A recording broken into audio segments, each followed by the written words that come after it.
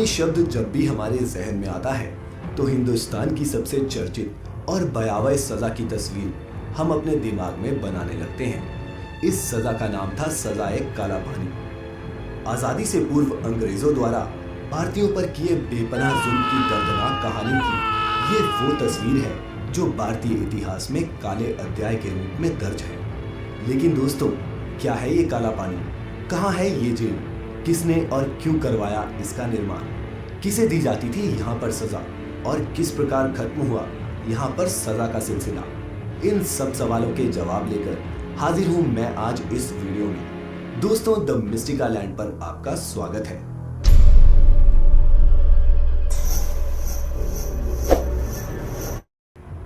बात उन दिनों की है जब भारत में अंग्रेजों का शासन था और देश की आजादी के लिए सन 1857 की पहली क्रांति हुई, जिसे अंग्रेजों ने किसी तरह दबा तो लिया, लेकिन अंग्रेज सरकार ने बागियों को भारत से दूर ले जाकर उन्हें सजा देने का निश्चय किया।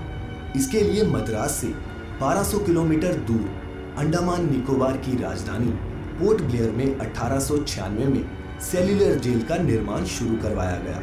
भारतीय इतिहास में ये जेल काला पानी के नाम से मशहूर है।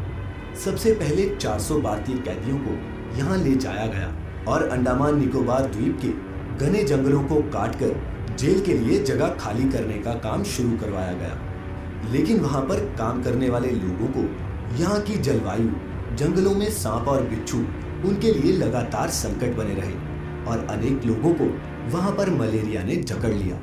सबसे पहले यहाँ अंग्रेज अधिकारियों के आवास, कमिश्नर हाउस, कॉन्फ्रेंस रूम और चर्च आदि का निर्माण करवाया गया। उसके बाद पूरी जेल पर निगरानी के लिए मध्य भाग में टावर बनाया गया। इसके बाद 7 शाखाओं में विशाल कारागार का निर्माण शुरू हुआ। प्रत्येक शाखा 3 मंजिला बनाई गई। इस विशाल जेल में 698 सेल बनाए गए ताकि यहाँ लाए जाने वाले क्रांतिकारियों को अलग अलग रखा जा सके। कमरे 15 फुट लंबे और 8 फुट चौड़े थे। 3 मीटर की ऊंचाई पर रोशनदान बनाए गए थे। जेल का निर्माण 10 मार्च 1906 को पूरा हुआ। ऐसा माना जाता है कि उस समय इस विशाल जेल को बनाने में लगभग 5,17,000 की लागत आई थी। जेलर अधीक्षक डेविड बेरी और मेजर जेम्स पी वॉकर की सिक्योरिटी में सबसे पहले 200 क्रांतिकारियों को यहाँ लाया गया। इसके बाद कराची से 700 से अधिक स्वतंत्रता सेनानियों को यहाँ लाया गया। बर्मा से भी भारी संख्या में लोगों को यहाँ लाया गया था। सभी को अलग अलग सेल में रखा जाता। यहाँ जेल में लाए गए विद्रोहियों को लोहे की भारी हथकड़ियों और बेड़ियों में बांध कर रखा जाता था। हर एक कैदी को रोजाना कोलू के बैल की भांति 30 पाउंड नारियल या सरसों को कोलू में पेर कर तेल निकालना पड़ता था। अगर कोई कैदी तेल पूरा ना निकाल पाता तो उसे कोड़ों से बुरी तरह पीटा जाता था। कितने लोगों को यहाँ पर फांसी दी गई उसका तो कोई रिकॉर्ड भी नहीं है। अंग्रेजों ने इस जेल को विद्रोहियों के खिलाफ एक हथियार बना लिया था। इसका जिक्र जीवित स्वतंत्रता सेनानियों में आज भी दहशत और सिहरन पैदा कर देता है। यहाँ लाए गए विद्रोहियों से कोलू पेरने के अतिरिक्त भवन बनाने, बंदरगाह बनाने और जेल के निर्माण का काम भी करवाया जाता था। एक बार 200 से भी अधिक विद्रोहियों ने यहाँ से भागने का प्रयास किया।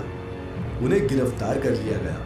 कुछ ने तो उन्हें मिलने वाली यातना के भय से ही आत्महत्या कर ली और बाकी में से जेलर वॉकर ने 87 लोगों को एक साथ फांसी पर चढ़ा दिया।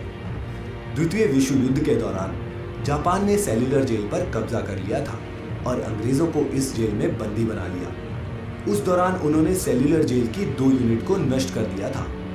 द्वितीय विश्व युद्ध समाप्त होने के बाद अंग्रेजों ने फिर से इस पर कब्जा कर लिया। वीर सावरकर, बटुकेश्वर दत्त, महावीर सिंह, गणेश सावरकर, बावनराव जोशी, सोहन सिंह, परमानंद, बाबूराव सावरकर, योगेंद्र शुक्ला, दीवान सिंह, फजल हक मौलाना, मौलवी अब्दुल रहीम, नंद गोपाल सहित हजारों स्वतंत्रता सेनानियों ने भारत की आज़ादी के लिए यहाँ अंग्रेजों की यातनाएं झेली थी। भारत की आज़ादी के बाद इसकी 2 और शाखाओं को नष्ट कर दिया गया। तो दोस्तों, क्या आपको पहले पता था काला पानी की इस सजा के बारे में? अगर नहीं तो हमें कमेंट करके ज़रूर बताएं कि किस चीज़ की जानकारी हम आपको अपनी अगली वीडियो में दे सकते हैं। साथ ही पहली बार हमारी वीडियो देखी है तो चैनल को सब्सक्राइब करें और लाइक करें हमारा Facebook page the Mystica land. आज के लिए इतना ही। आपका बहुत बहुत शुक्रिया।